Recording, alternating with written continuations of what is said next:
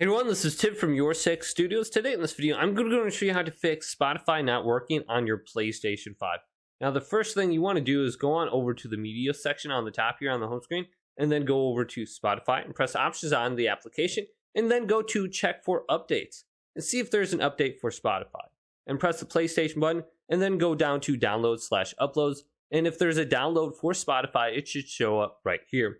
Now, maybe there's a download and it's not able to open up because it's downloading something. Then if that's not working, press the PlayStation button, then go on over to power and completely restart, close all applications and restart your PlayStation 5. Otherwise, go to turn off PS5 and then wait for your PlayStation 5 to power off and unplug it from the wall outlet and then plug your PlayStation 5 back in. Most of the time, just restarting your PlayStation 5 will make Spotify work. Now, if that doesn't work, what we could easily do is go to Spotify once again, press options on it, and then go to delete, press OK. Then let's go on over to the search icon. Then on here, go to media on the top, and then type in Spotify right here for search for TV shows, movies, and applications. So let's type in Spot, and here is Spotify right here, and select it.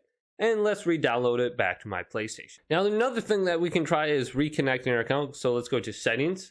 Then go to users and accounts, and then go to linked services. Then go to Spotify right here. And what you could do is unlink your account and then re-link it back to your PlayStation. And then accept any kind of permissions, and you should be good to go. Hopefully this video did indeed help you out. Did leave it a big thumbs up. And subscribe to my channel down below for more tech videos coming up next on Your Six Studios.